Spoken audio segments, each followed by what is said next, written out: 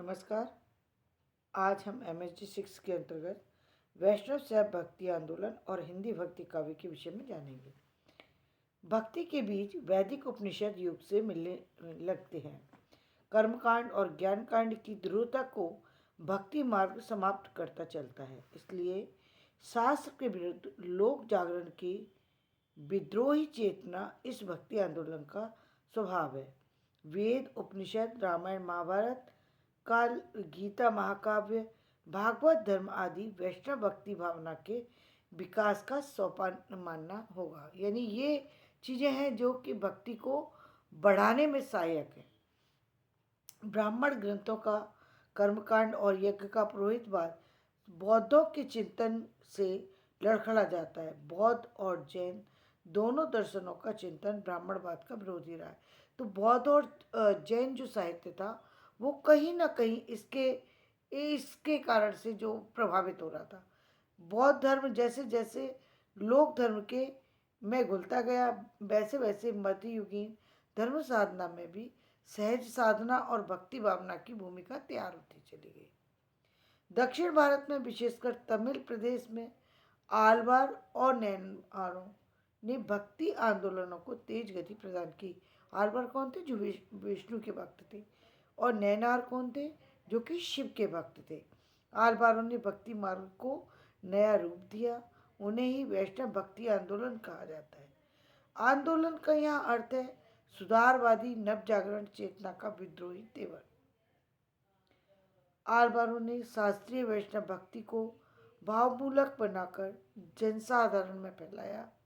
इस प्रकार भक्ति आंदोलन को जन आंदोलन बनाने में आलवारों की बहुत बड़ी भूमिका रही। यानी वैष्णवों को भक्ति के प्रचार प्रसार का में जो है आगे बढ़ाने में आलवार के जो भी भक्त थे उनका बहुत बड़ा हाथ था। इन आलवार भक्तों का समय ईसा की 5वीं शताब्दी से लेकर 9वीं शताब्दी तक है। 8वीं शताब्दी में शंकराचार्य के आविर्भाव ने भक्ति आंदोलन को भारी झटका दिया, लेकिन कुछ समय बाद रामानुजाचार्य ने इसमें पुनः प्राण डाल दिए। यानी एक समय ऐसा भी आया जब इस राम भक्ति का जो काव्य जो था उस पर शंकराचार्य जी ने कुछ चीज़ें लाने की कोशिश की, जिसके कारण से ये राम साहित्य जो था वो प्रभावित हुआ। लेकिन 11वीं सदी में पुनः रामानुजाचार्य जी ने, जो कि रामानंद जी के शिष्य थे, उनके द्वारा पुनः इसमें प्राण डाल दिए गए। वापस से राम भक्ति धारा प्रभावित होने लगी। रामानुजाचार्य ने शंकर की दार्शनिक स्थापनाओं का विरोध करते हुए भक्ति का शास्त्रीय विवेचन किया। इससे अनेक संप्रदायों का जन्म हुआ। दक्षिण भारत की भक्ति का प्रभाव उत्तर भारत में जा पहुंचा और इसीलिए कहा गया भक्ति द्राविड़ उपजी लाए रामानंद। रामानुजाचार्य, निम्बार्काचार्य, मध्वाचार्य और वल्लभाचार्य जैसे आचार्यों ने भक्ति आंदोलन को दृढ़ दार्शनिक और सामाजिक आधार प्रदान किया।